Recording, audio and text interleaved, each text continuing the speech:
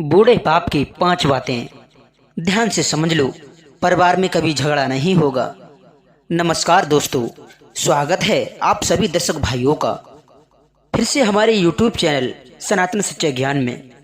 श्रोताओं, आज हम इस वीडियो में आपको लेकर के आए हैं एक बहुत ही ज्ञानवर्धक और शिक्षाप्रद कहानी। इस कहानी में आज का विषय है, आज की हमारी चर्चा है जिसमें बताया गया है कि ये बूढ़े बाप की 5 बातें यदि आपने अपने जीवन में याद कर ली, अर्थात आपने अपनी औलाद को सुना दी, तो उम्मीद करता हूं कि शायद आपके परिवार में कभी झगड़ा नहीं होगा। तो चलिए देखते हैं बूढ़े पिता की वो 5 बातें जो आपके लिए बहुत ही ज़्यादा लाभदायक हैं और मोटिवेशनल हैं। तो वो 5 बातें हम इस कहानी के माध्यम से आपको समझाने का प्रयास करेंगे। आपसे निवेदन है कि यदि आप अपने परिवार में झगड़ा नहीं चाहते हैं, आप चाहते हैं कि हमारे परिवार में या प्रेमियों में कभी झगड़ा ना हो, तो इन 5 बातों को विशेष तरीका से समझना, अपने जीवन में उतारना, अर्थात अपनी संतान को भी अवश्य सुनाना। इसीलिए श्रोताओं, आप हमारी इस कहानी को शुरू से लेकर अंत तक सुने, कहानी को पूरा सुनने का प्रयास करें। और यदि आप हमारे चैनल पर पहली बार विजिट कर रहे हैं तो चैनल के लिए भी सब्सक्राइब कर लें और बेल आइकन घंटी को ऑन कर दें। तो चलिए दर्शक भाइयों, आपका कीमती समय नष्ट ना करते हुए सबसे पहले इस ज्ञानवर्धक कहानी को सुनते हैं। उसके बाद में जानते हैं एक बूढ़े बाप की अनमोल 5 बातें। श्रोताओं, एक समय की बात है, एक बार काशी नरेश नारायण सिंह ने अयोध्या के राजा चंद्रसेन पर अचानक से चढ़ाई कर दी। यानी कि जो काशी नरेश का नारायण सिंह था, उसने अयोध्या के राजा पर, जिसका नाम चंद्रसेन था, उस पर अकस्मात चढ़ाई कर दी। अपने राज्य का विस्तार करना ही उसका कारण था। श्रोताओं, राजा चंद्रसेन जो था वह अहिंसा का पुजारी था, वो हिंसा का पुजारी नहीं था। उसने सोचा कि युद्ध करने से हजारों आदमी मारे जाएंगे, इसलिए मैं राज और राजधानी छोड़कर रात्रि में चला जाऊंगा। उसने सन्यासी का रूप बनाया और वहां से जाकर के वो एक कुम्हार के मंदिर में रहने लगा। राजा के साथ में उसकी एक रानी थी। रानी बहुत ही पतिव्रता थी और सुंदर भी थी। संकट के समय में अपने पति को अकेला छोड़ अपने मायके नहीं गई। पति ने समझाया कि हे प्रिय, तुम अपने मायके चली जाओ, लेकिन उसने कहा कि स्त्री के लिए सबसे बड़ा सुख होता है उसका पति। अगर जो स्त्री अपने सुख के लिए अपने पति को छोड़ देती हैं और अपने मायके में चली जाती हैं, तो उन स्त्रियों को कभी सुख प्राप्त नहीं होता, वो हमेशा ही दुखी रहती हैं, क्योंकि स्त्री का सर्वस्व सुख पति में ही होता है। और इसलिए मैं तो आपकी एक सेविका हूं, मैं आपको छोड़कर मायके कदापि नहीं जा सकती। श्रोताओं, साध्वी भेष से फिर राजा के साथ ही वह राजा की पतिव्रता स्त्री रहने लगी। रानी इधर गर्भवती थी और 9 महीने के बाद में एक पुत्र को जन्म दिया। उसने 9 महीने के बाद में एक पुत्र को जन्म दिया, तो राजा ने उसका नाम रखा सूर्यसेन। श्रोताओं, जब सूर्यसेन 10 वर्ष का हुआ, तब उसको शिक्षा प्राप्त करने के लिए तो उसके लिए हरिद्वार के गुरुकुल में भेज दिया गया। श्रोताओं, एक दिन काशी नरेश को पता चला कि अयोध्या नरेश चंद्रसेन अपनी रानी के साथ साधु के भेष में उसी की काशी में रहता है। राजा बहुत ही कुपित था। यह सुनकर के और भी ज्यादा क्रोधित हुआ। उसने दोनों को ही गिरफ्तार करवा लिया और दोनों को फांसी की सजा दे दी।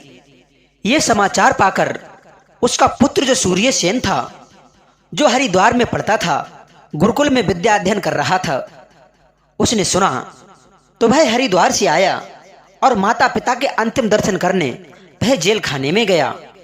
जब अपने माता पिता के पास में पहुंचा, अपनी मां के पास में पहुंचा, तो राजा और रानी ने पुत्र को प्रेम करके फिर पिता ने उपदेश दिया।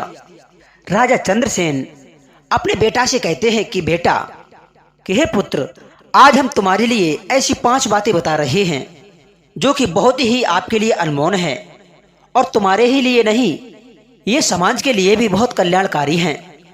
पहले हमारी इन बातों को सुनिए बेटा। तो श्रोताओं, वह राजा चंद्रसेन जब वह अपने पुत्र को जब 5 बातें बताते हैं, सूर्यसेन कहते हैं कि बेटा, मेरी पहली बात है अधिक देखना न थोड़ा देखना, और मेरी दूसरी बात है हिंसा कभी प्रतिहिंसा के द्वारा पराजित नहीं होती, और तीसरी बात है लड़ाई को लड़ाई के द्वारा जीता नहीं जा सकता, और हमारी चौथी बात है कि जवाबी शत्रुता से शत्रुता नहीं मिल सकती, और 5वीं बात है बेटा, हिंसा लड़ाई और शत्रुता को प्रेम से ही जीत सकता है। यही 5 बातें अनमोल मैं तुम्हारे लिए बता रहा हूं। इनको अपने जीवन में जरूर याद रखना। जब भी वक्त आए, जब भी कोई ऐसी स्थिति आए, तब इन बातों को याद कर लेना। ये बातें तुम्हारे लिए उस समय बहुत राहत देंगी, और हर मुसीबत से, हर घटनाओं से ये तुम्हारे लिए बचाने का काम करेंगे। दर्शक बंधुओं, उसके बाद में अयोध्या नरेश को उसकी रानी के साथ में उसको फांसी दे दी गई। श्रोताओं, जब अयोध्या नरेश को रानी के साथ में फांसी दे दी गई, तो राजकुमार सूर्यसेन ने कुछ सोच समझ के काशी नरेश के महावत के यहाँ पर नौकरी की। काशी नरेश को मालूम नहीं था कि अयोध्या नरेश का कोई पुत्र भी था। दर्शक बंधुओं, सूर्यसेन को मुरली बजाने का बहुत ही शौक था। प्रातः 4 बजे वह बड़े प्रेम से मुरली बजाया करता था। एक दिन उसकी मुरली की मधुर ध्वनि काशी नरेश के भी कानों में जा पहुंची। श्रोताओं, फिर राजा ने महावत से पूछा कि तुम्हारे घर में मुरली कौन बजाता है? तब महावत ने कहा कि एक आवारा लड़की को मैंने नौकर रखा है, हाथियों को पानी पिला लाता है, वही मुरली बजाया करता है।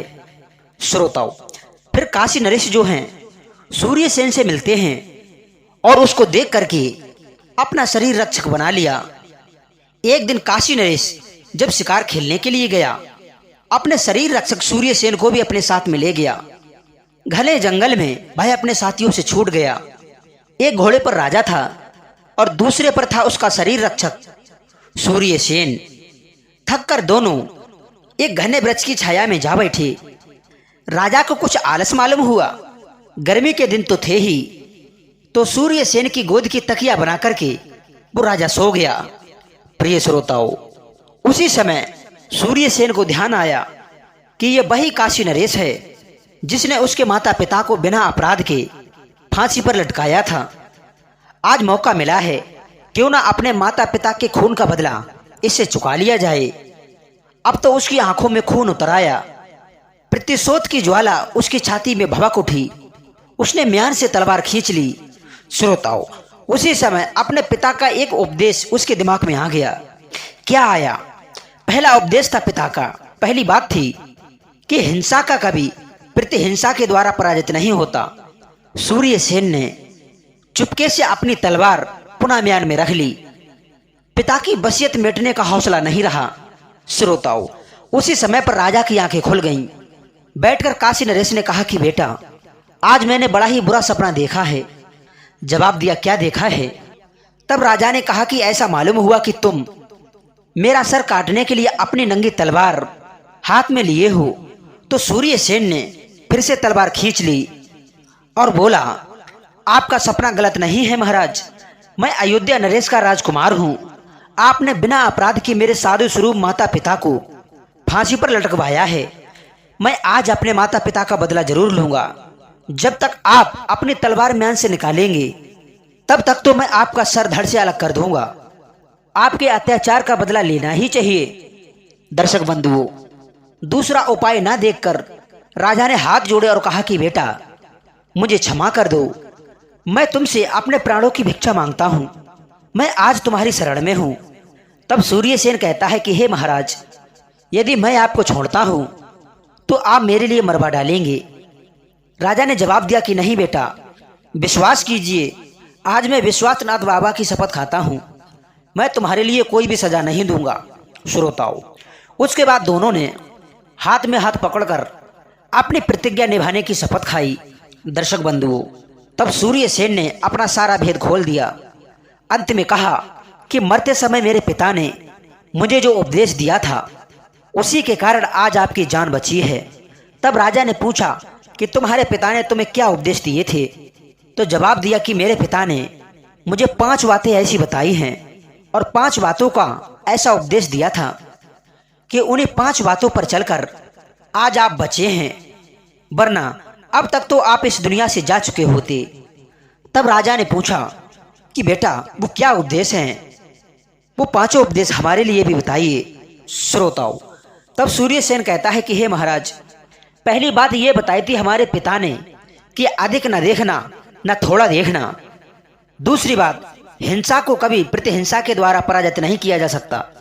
तब राजा ने पूछा कि बेटा इसका अर्थ क्या है। तब सूर्यसेन ने समझाया कि देखिए महाराज, अधिक न देखना इसका अर्थ ये है कि हिंसा को अपने मन में अधिक दिनों तक नहीं रखना चाहिए, और न थोड़ा देखना इसका मतलब ये है कि अपने मित्र या बंधु का जरा सा भी दोष देखकर उससे सहज ही संबंध मत तोड़ना। अब रहा कि हिंसा को प्रतिहिंसा के द्वारा पराजित नहीं किया जा सकता, तो महाराज इसका अर्थ प्रत्यक्ष ये है कि यदि मैं आपको प्रतिहिंसा की भावना से मार डालता तो परिणाम यही होता ना कि आपके पक्ष वाले मेरे लिए भी मार डालते। आज मेरे पिता के उपदेश ने हम दोनों के प्राण बचाए हैं। तब राजा ने कहा कि धन्य है बेटा, और जवाब दिया कि आज मैं समझ गया कि शत्रुता से शत्रुता नहीं मिट सकती है। यह सिद्धांत कितना सच्चा है। आपने मेरे जीवन की रक्षा करके महत्वपूर्ण काम किया है। तब सूर्यसेन ने कहा कि मैंने भी आपके जीवन की रक्षा करके क्या महत्वपूर्ण कार्य नहीं किया है। जवाब दिया कि बेटा हाँ, तूने तो मेरा पाप नाश कर दिया है, पुण्य का सूर्य प्रकाशित हो उठा है। श्रोताओं, गदगद कंठ होकर राजा ने लड़के को छाती से लगा लिया और राजधानी में लौटकर काशी नरेश ने सूर्यसेन का राजपाट उसको पुनः वापस लौटा दिया। फिर अयोध्या नरेश सूर्यसेन को काशी नरेश ने अपनी राजकुमारी विवाह दी, अर्थात अपनी बेटी का विवाह अयोध्या नरेश सूर्यसेन के साथ में कर दिया। श्रोताओं, कहते हैं कि अहिंसा की तलवार ने जो काम किया वह हिंसा की तलवार नहीं कर सकती थी। हिंसा से दोनों राजवंश डूब जाते। किसी की आत्मा को किसी भी प्रकार से दुख पहुंचाना ही तो हिंसा है। दर्शक बंधुओं, ये थी कहानी काशी नरेश और अयोध्या नरेश, 2 राजाओं की, जिसमें अयोध्या नरेश ने अपने पुत्र सूर्यसेन के लिए ये 5 बातें बताई थीं, जो हमने इस कहानी के माध्यम से आपको समझाई हैं। ये 5 बातें आपके लिए बहुत ही कल्याणकारी होती हैं। ये 5 बातें हमारे लिए सिखा करके जाती हैं कि शत्रुता से कभी शत्रुता नहीं मिट सकती। ये बात सत्य है। दुश्मनी करने से कभी दुश्मनी मिट नहीं सकती, बल्कि और ज्यादा बढ़ सकती है, और अहिंसा से ही अहिंसा को मिटाया जा सकता है। जो ये 5 बातें आपको समझाया है, तो श्रोताओं, यदि आप अपने परिवार में या अपने हितु रिश्तेदार में या प्रेम प्रेमियों में ये चाहते हैं कि कभी झगड़ा ना हो, हमारा परिवार सुखी रहे और प्रेम से रहे, तो ये 5 बातें अपनी औलाद के लिए जरूर ही सिखाना। इसमें एक पिता की ही 5 बातें हैं जिसमें उसने अपने पुत्र को बताई थी। ये 5 बातें जिस दिन आपने अपनी औलाद के लिए सिखा दी और सही तरीका से समझा दी और बच्चों ने भी समझ ली, अपने जीवन में उतार लिया, तो हम उम्मीद करते हैं कि आपके परिवार में कभी झगड़ा नहीं होगा। आपकी औलाद कभी आपस में झगड़ा नहीं करेगी, हमेशा ही प्रेम से रहेगी। और कहते भी हैं कि जहाँ जिस परिवार में या आपस के भाइयों में झगड़ा नहीं होता और वहीं पर लक्ष्मी का वास होता है और वहीं पर सभी लोग सुखी रहते हैं। तो दर्शक बंधुओं, कैसी लगी ये कहानी वो हमारे लिए कमेंट बॉक्स के माध्यम से अवश्य बताना। हम आपको मिलते हैं एक नई वीडियो में एक नई ज्ञान चर्चा के साथ। तब तक सभी श्रोताओं को बहुत बहुत धन्यवाद जी। नमस्कार। राधे राधे।